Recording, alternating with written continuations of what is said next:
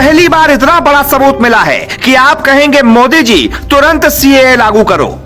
ममता बनर्जी ने बांग्लादेशी को दिया टिकट, हाई कोर्ट भी फाइल पढ़कर हैरान हो गया। क्या बांग्लादेशी घुसपैठिए बनेंगे टीएमसी के विधायक और बनाएंगे बंगाल का कानून? कोलकाता के हाई कोर्ट के जज विवेक चौधरी के पास एक ऐसी फाइल पहुंची जिसको पढ़कर वो भी हिल गए। पहले जज साहब को लगा यह गलती से हुआ होगा, लेकिन जब बात पता चली तो वो भी हैरान हो गए। मोदी शाह की जरूरत देश को क्यों है, यह रिपोर्ट सुनने के बाद आपको पता चल जाएगा। अब तक देश में बांग्लादेशियों और रोहिंग्याओं का वोट लिया जाता था, लेकिन बंगाल में विधायक और सांसद बनने का प्लान तैयार है। ममता बनर्जी किसी बांग्लादेशी को टिकट कैसे दे सकती हैं? यह सुनकर जज साहब की भी नींद उड़ गई। ऐसे बांग्लादेशी को जो भारत की नागरिक ही नहीं है। पहले पूरा मामला समझ लीजिए, फिर सुनिए जज ने क्या कहा। दरअसल पश्चिम बंगाल में चुनाव के दौरान बीजेपी का मुद्दा था सीएए एनआरसी लागू करेंगे, तो टीएमसी यानी ममता बनर्जी का मुद्दा बंगाल में लागू नहीं होगा। तो टीएमसी यानी ममता बनर्जी का मुद्दा था बंगाल में सीएए एनआरसी लागू नहीं होगा, क्योंकि बंगाल में हजारों की संख्या में अवैध बांग्लादेशी और रोहिंग्या मुसलमान रहते हैं जो टीएमसी को वोट देते हैं और टीएमसी उनकी रक्षा करती है। लेकिन हद तो तब हो गई जब बांग्लादेश की रहने वाली एक महिला नेता को ममता बनर्जी ने टिकट देकर विधानसभा चुनाव में उतार दिया। ये बात आज तक किसी को पता नहीं थी, लेकिन जब फाइल जज साहब के पास पहुंची तो कोलकाता हाईकोर्ट के जजों की कुर्सी हिल गई।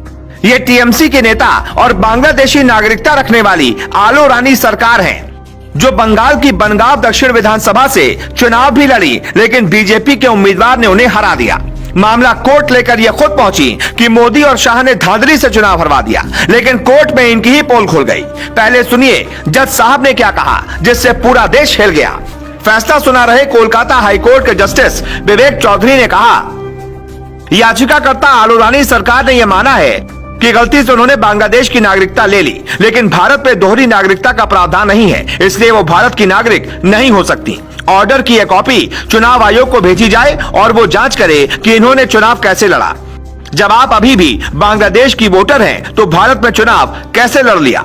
अगर आपके पास वोटर आईडी कार्ड है, आधार कार्ड है और पासपोर्ट है, तो भी आपकी नागरिकता साबित नहीं होती है कि आप भारत की नागरिक हैं, क्योंकि आपके पास बांग्लादेश की नागरिकता है।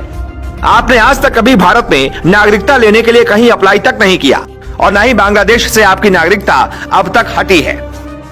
दरअसल बीजेपी विधायक स्वपन कोर्ट के पास गए हैं और वो सबूत दिया कि कोर्ट को भी एक झटका लग गया। जज साहब, ये महिला बांग्लादेशी है। पहले तो कोर्ट को यकीन नहीं हुआ, फिर विधायक ने कहा, जज साहब पहचान पत्र संख्या 730364555577 की जांच की जाए। इसमें आलो रानी का पता बांग्लादेश के 22 साल जिले का है। आलो रानी सरकार के खिलाफ बीजेपी ने मोर्चा खोल दिया है। टीएमसी का रजिस्ट्रेशन रद्द करने की मांग की गई है।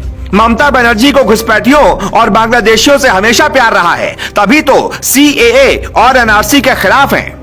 मोदी सरकार ने जब बीएसएफ का दायरा बढ़ाया तब भी दिल्ली पहुंच गई। घुसपैठियों को रोकने से परेशानी क्या है?